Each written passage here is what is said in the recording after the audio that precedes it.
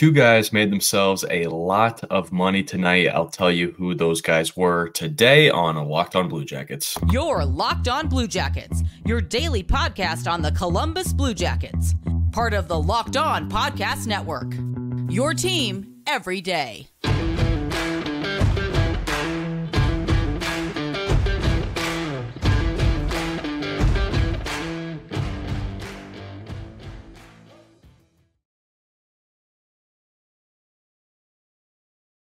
Welcome to Locked On Blue Jackets, part of the Locked On Podcast Network, your team every day. I'm your host, Hayden Househorn. Not with me today, but with me tomorrow is my co-host, Jay Foster. I'm here to talk about the good, the bad, and the ugly of your favorite team and ours, the Columbus Blue Jackets.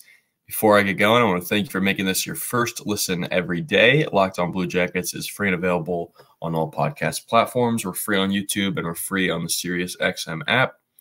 The Blue Jackets lost 3-2 on the road in St. Louis last night, and it felt like a regular season game. It feels like we're in the swing of things already. It's pretty exciting. We got a long road ahead of us for this team and this journey being a Blue Jackets fan, but it's been an exciting one so far. The first 9 periods of hockey have had a lot to take from. I'm talking about the first 3 preseason games here that the Blue Jackets have played. First one against a different opponent since playing the Penguins over the weekend. And it was interesting because St. Louis put some of their NHL guys out on the ice. They had Kevin Hayes out there. They had Mark Recchi out there. They had Braden Shen out there, Oscar Sundqvist, Justin Falk. So Jordan Bennington was the starting goalie for him. Blue Jackets had a lot of guys in their own right. So, like, they had Emil Bemstrom, Alexander Texier, Andrew Peeke, Sean Corrali. All these guys have gotten NHL time, Nick Blankenberg. So, it wasn't like a full-on NHL team versus AHL team situation here. So, it was a pretty even game. Blue Jackets probably should have won this game. But Malcolm Subban came in, and he's a guy who's been floating around to different teams, and he came in to replace Jordan Bennington for the second and third period. Obviously, Bennington had his work in. He's the franchise goalie for that team, and Subban played really good. He's I think he could be a legitimate option for goalie down the road for a team that didn't make the playoffs last year. I'm talking about the Blues, who were under 500. Not the subject matter, but it was interesting to see Kevin Hayes play. Kevin Hayes is a guy that in the offseason, the Blue Jackets kind of fans, it wasn't really anything legit that was reported, but Kevin Hayes was in talks to potentially get scooped up by the Blue Jackets, but Yarmo never really made a move for that. I'm kind of glad he didn't. I like Kevin Hayes. I think he would have been good for the locker room because he has a personal relationship with Johnny Gaudreau, and we know Yarmo does love to have those kind of he loves to do the buddy-buddy system.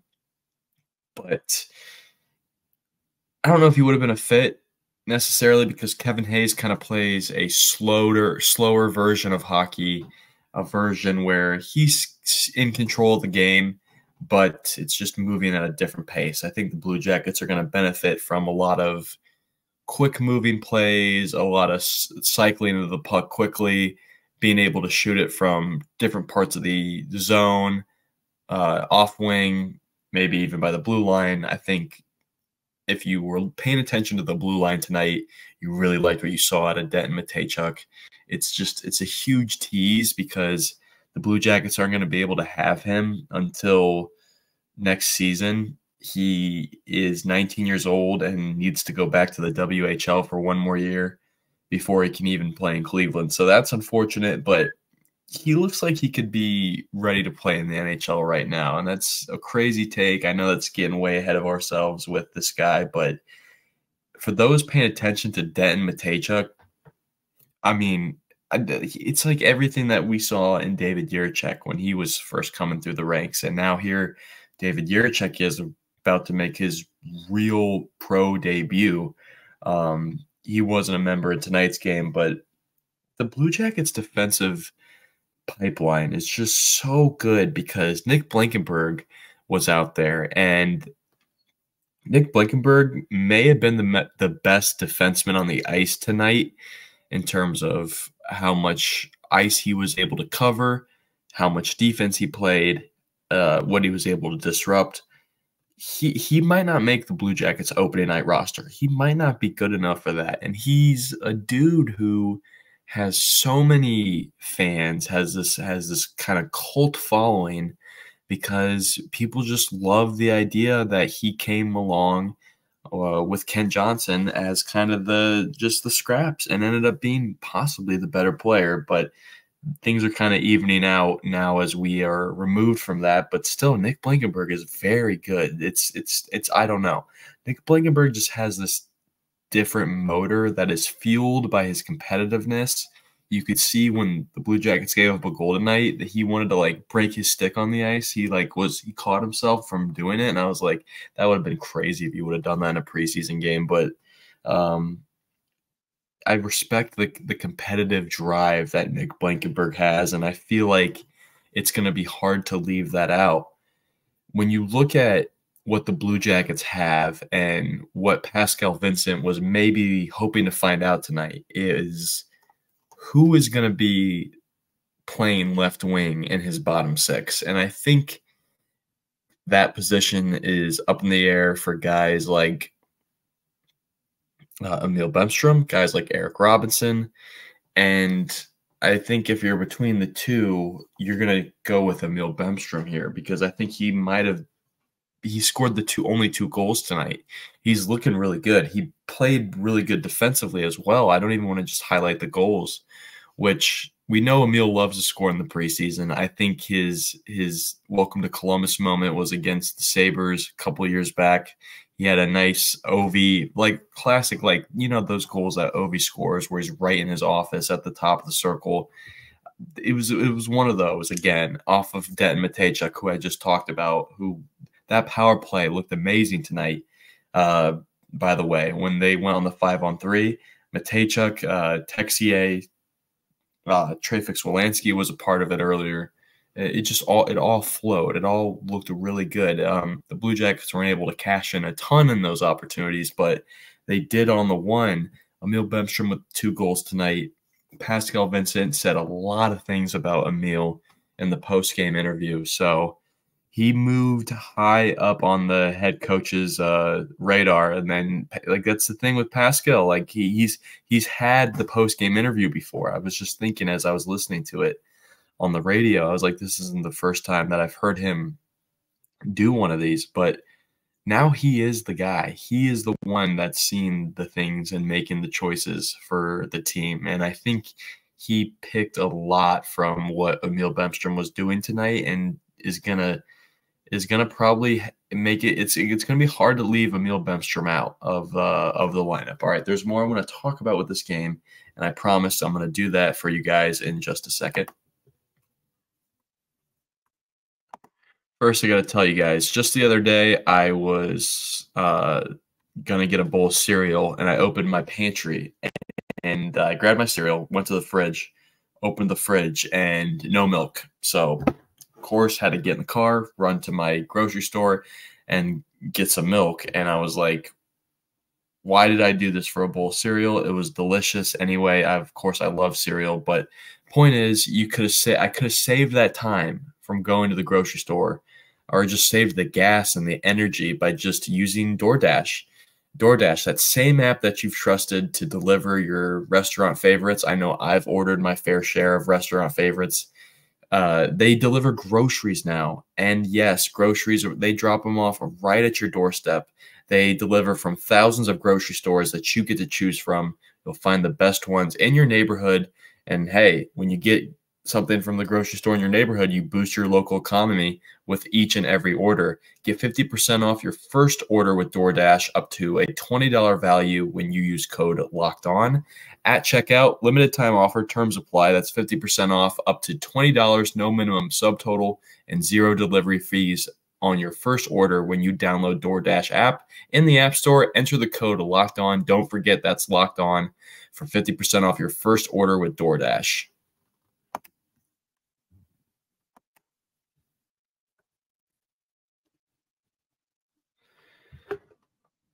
the center position is another position I want to talk about, because if you look at daily faceoff, which is always a good spot, if you want to know what is the Blue Jackets depth, I keep hearing about these lines. What are lines? Well, lines are the groups of guys on the ice at a time. You know, I'm trying to explain this for some of our newer listeners here who are gearing up for what is going to be a fun Blue Jacket season. So apologize to our daily folks. We appreciate you guys as well. I also appreciate the people that chime in every single day in our comment section. I always think you guys have really good input, and sometimes you guys save me and drop some really good pointers. So I appreciate that. So keep that up. But and I forget what my point was, but the center position in the third and fourth line needs to be figured out, because if you get on daily faceoff right now, you would find a Jack Roslovic representing the third line center, and you'd find a Sean Kuraly representing the fourth line center. I think Sean Kuraly is too good to leave, is too consistent of a player to leave out. He just plays too well. He might be losing a step as he gets into his 30s, but gosh,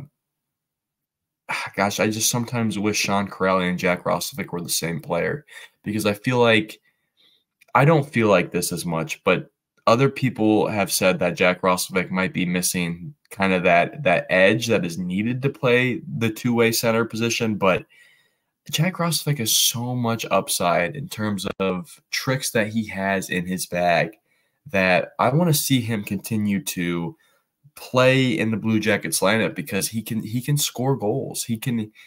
I've only seen, like, if you look at his point totals, it's like he's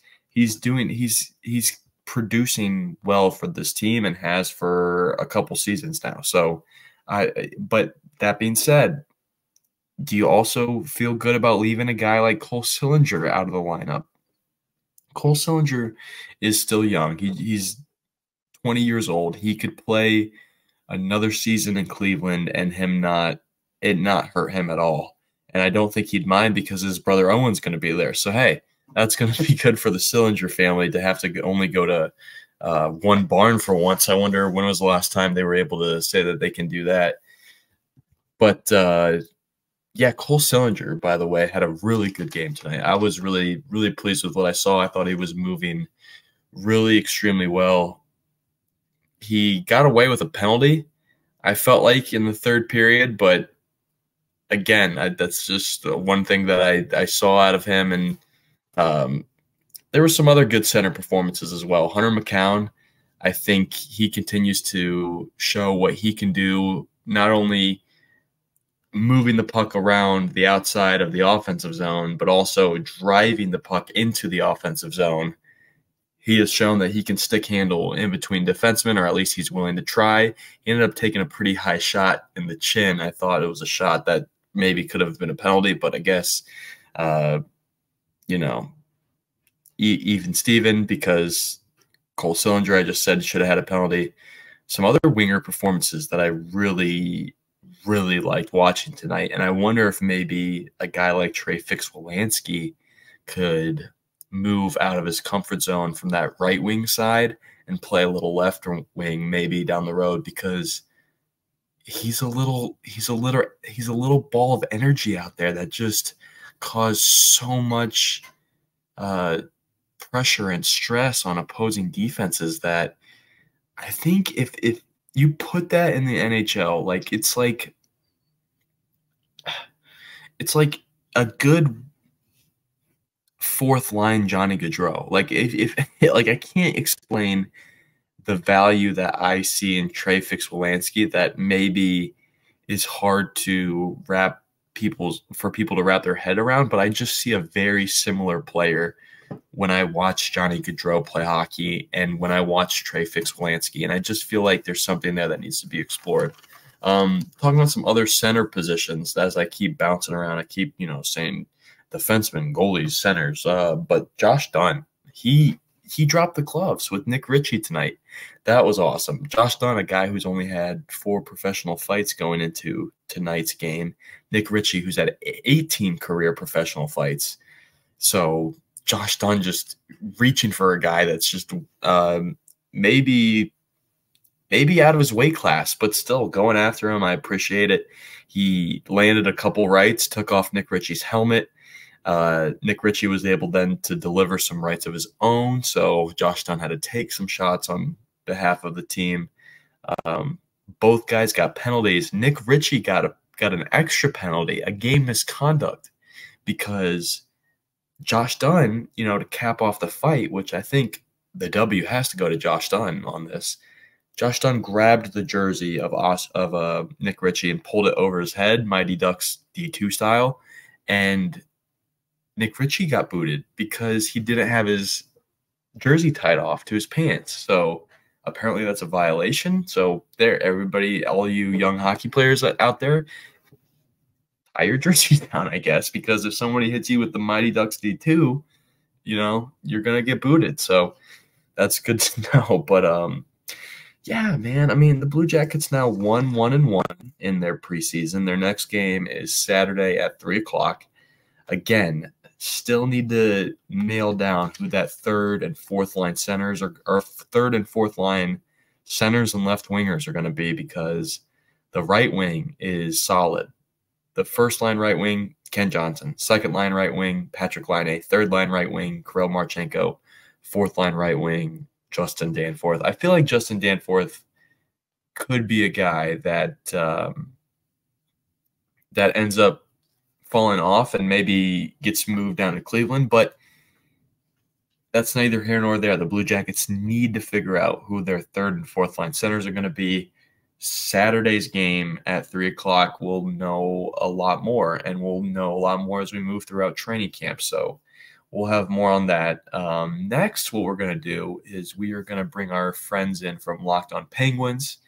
They are Penguins fans. I'm talking about Hunter Hodes and Patrick Damp. They do a great job covering the Pens and the Blue Jackets. The reason why we're bringing them in, we're bringing in Pens fans for a reason, and they are great dudes, by the way, even though they are Pens fans. Great dudes. They know a lot more about Mark Recchi than we do. Mark Recchi is the new assistant coach that just got hired by the Blue Jackets this week, so we'd like to hear from Hunter and Pat on what is the Mark Recchi experience. So without further ado, let's toss it over to those guys.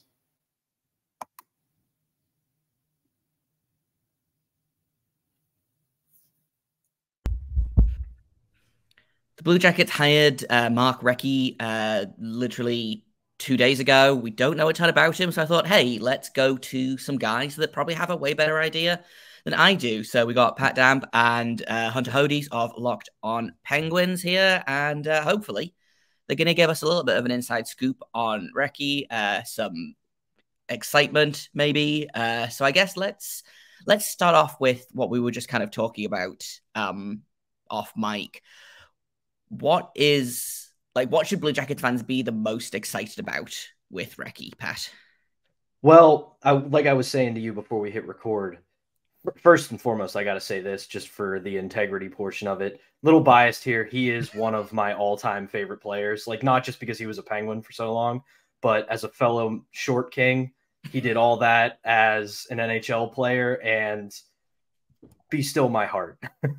But as I was saying to you, Recchi with the Penguins did a lot of player development work before he became an assistant coach, because he was in there when Rick Tocchet was still an assistant when they won the back-to-back Stanley Cups. After Tocchet left to take the Arizona job once again, Recchi stepped in, but he really cut his teeth as a coach, as a player development focused kind of coach. He worked with the prospects, the draft picks, and even the younger players who were getting started in the National Hockey League. So for a roster like Columbus, where you have the youngest roster in the National Hockey League, that's a great hire between him and the head coach, because now you guys have a young roster with two guys who have proven track records of being able to work with young talent. So in my estimation, obviously personal bias aside, I think this is an A+ hire for the Blue Jackets. Yeah, it's I'm really excited about it. I think it gives the team some experience on the coaching staff. Obviously, Vincent hasn't been around for very long, neither is McCarthy. And I think that was one of the big things about Babcock. And like, we don't need to get into the Babcock of it all again. But he provided experience. And I think that's something that Recchi can provide as well. So let's talk a little bit about kind of what he did with the Penguins during his time there. And as far as I understand it, he is going to be running the power play for the Blue Jackets. Is that something he did in Pittsburgh? Is that something that Blue Jackets fans should be excited about? Because like the power play has been dismal since about 2017. Yeah, he ran the power play when he was with Pittsburgh. And for most of the years, I think Pat would agree with this too. It was a pretty good unit. It was right around that top 10 range. A couple of years, I believe it was top 5, if I recall correctly, but it was squarely in that top 10 range. And, it's hard for a team with all that firepower to be outside the top 10. But with Recchi in the fold, I really noticed how much better the Penguins were at gaining the zone just compared to now with Tar Reardon. I think that's one of their biggest issues on the power play now is that they just don't really gain the zone as often as they used to under Recchi. You won't see as often that stupid drop pass that the Penguins like to do now with Tar Reardon. Recchi was always someone who wanted to dump the puck in a little bit more, but also just gain the zone with the advantage that you have of a 5-on-4. So he always had pretty decent power plays with the Penguins. I know the Blue Jackets are not going to have the firepower on their power play that the Penguins had, but when you still have people like Johnny Gaudreau, Patrick Laine, you can put Zach Werenski out there, who is a great defenseman. He still has quite a few good pieces to work with. And I think he can definitely improve the power play. I don't know if it's going to be like a top 10 this year, Jay, but at least league average to a bit above league average is what I'm expecting from them with Mark. I will settle for league average with this power play. Like, you don't understand just how bad this team has been on the power play since Sam Gagner was here. That was the last time the power play was good. So it's been a minute, but I mean, looking at the roster again, knock on wood, if everyone's healthy, having a top power play unit of Johnny Gaudreau, Patrick Laine, Zach Werenski, Adam Fantilli is going to be on that top unit, I'm sure, and probably Kirill Marchenko as well, who scored 26 goals in 60 games in his rookie season. So, if they can get the power play clicking, there's a lot of, maybe not, peak Crosby, Malkin, Letang level, but there's definitely some firepower there that gives Recchi something to work with that I think probably the Blue Jackets power play coaches haven't had for a couple of seasons now. I think you're right too, especially with a guy like Fantilli coming up. But like I already said, he's going to work well with young guys, but he's also going to have a straightforward approach on the power play. It's not going to be anything fancy. It's not going to be trying to be the smartest guy in the room. It's going to be get the puck in the zone, look for your mismatches, get the puck on net, and go to work. So for a young team that's trying to find their way, that's really, I think, all you need to do. Yeah, I guess let's kind of wrap this up with obviously the last time we spoke was six weeks ago or so maybe, and the coaching staff looked very different then. Obviously, Babcock out, Pascal Vincent in as head coach, and then adding Mark Recchi. Obviously, an assistant coach is only going to have so much influence over how the team performs, but do you think this team is better today than they were this time last week?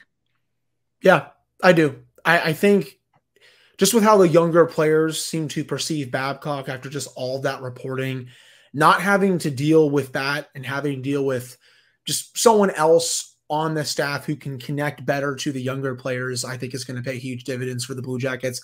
Will the veteran players maybe be a little, I guess we want to call it ticked off? Sure, but you know what? They'll get over it. So I think, yes, especially in terms of the younger players, they are better off. And I think for the team in general, they will be better off this year. I got to say, I was a little surprised they didn't cut ties with Jarmo Kekalainen from this. Mm-hmm. But I think if they have a worse than expected season, his seat is going to get scorching hot, like sun level hot, that right there. But I do think they're in a better spot right now with Pascal Vincent as the head coach than Mike Babcock. I would definitely agree with that. I also think, putting aside everything that he allegedly did that's getting looked into, as much as I do believe in people getting second chances and having a chance to learn and redeem themselves, I just don't think that he was the best choice for this young of a roster. I think if you guys were a little bit older, a little bit closer to contention, or a little bit closer to the playoffs, might not have been the worst hire, given that that's where the roster may have been. But I think now between Vincent and Recchi, you've got two guys who know how to work with young players, two guys who have a track record of success working with development, and that's where the Blue Jackets need to be. So I think overall it's kind of a blessing in disguise that this happened, because now there is a coaching staff in place that can help this group get to the next level. Yeah, for sure. And that's kind of what it is. You know, it's something that's really important to the Blue Jackets specifically, I think, is the young players and developing them, because they're at such like a crucial point of I know Jarmo Kekalainen hates the word rebuild, but let's face it, that's what they've kind of been in for the last little while. You need to have, like, the future of the team has to be the priority. And let's face it, even the older guys on the team, like, there is one player that's over the age of 30 on this roster right now. If they sign Aaron Dell, there will be two. This is a very, very young team.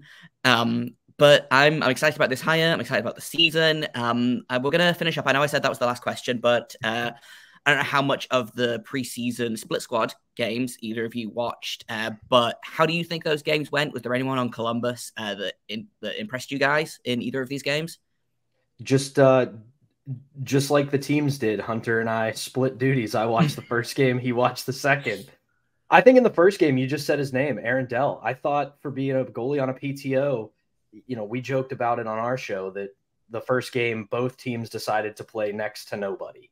So it was a lot of checking the roster and trying to figure out who that guy is. But when Aaron Dell was in, for a goalie who's been around the block a few times, but is now having to sing for his supper, unless you guys are trying to tank again, I would say avoid it. But if he's looking for a spot, I think he did pretty well in the second half of that game, because I said it to Hunter. The first half of the game, you guys kind of took it to us, and Alex Nedeljkovic looked good as our backup. And then when the goalie switch happened and Dell came in, I thought he looked pretty well. I thought Cole Sillinger actually looked really good during the split squad, and I think he's going to be a decent, I don't even say decent, I think he's going to be a good impact player for the Jackets this year. It's someone who I'm definitely intrigued to see after what I saw last year. He's one of, I think one of your better younger players that's going to be on the team this year. I like the way he forechecked. He tied the game late. I believe he was in that first one, if I'm not mistaken. I'm just really intrigued about him, and I thought he played really well in that game. Yeah, if they can get, and again, this way it comes back to Recchi being good for developing players. If he can somehow find a way to get Cole Sillinger to get his groove back, I think that's going to be really exciting. I can't, in good conscience, recommend that people pay attention to the Penguins, but if any of our listeners do want to pay attention to the Penguins, where can they find you guys and your show? Well, if they want to catch up with the big brother in this rivalry, then they can follow Locked On Penguins. Old brother, I think, is what it's going to be. Old brother, big brother. You can find the Locked On Penguins show, Apple, Spotify, YouTube, Amazon Music, SiriusXM. You can follow me on Twitter at Hunter Hodes. You can follow my co-host Patrick Damp at Send Them for Wet. We'll do episodes every day throughout the season. And hey, the Penguins got another preseason game coming up tonight that Pat and I are going to have to dive into pretty soon. Awesome. Thanks for coming to give the inside scoop on our newest coach. I appreciate it. Of course. Yeah, it was fun as always. Really good insight from our fellas over there at Locked On Penguins. Thank you once again to Hunter and Patrick. Thank you once again, you, the listener, for making this your first listen, whether it's your second, first, third, fourth, whatever listen this is. Thank you so much. Tomorrow we are talking about, I'm having a hard time getting these last few words out. Geez. Tomorrow we are talking about the headlines going into that Saturday preseason game against the Sabres up there in New York. Jay will be back. That'll be a fun time. You can find us on Twitter at HaydenH971. You can find Jay on Twitter at _JAKOBFORSTER. You can find the show on Twitter at LO_BlueJackets. You can email us, lockedonbluejackets@gmail.com. Thank you once again for listening, and until tomorrow, make sure you stay locked on.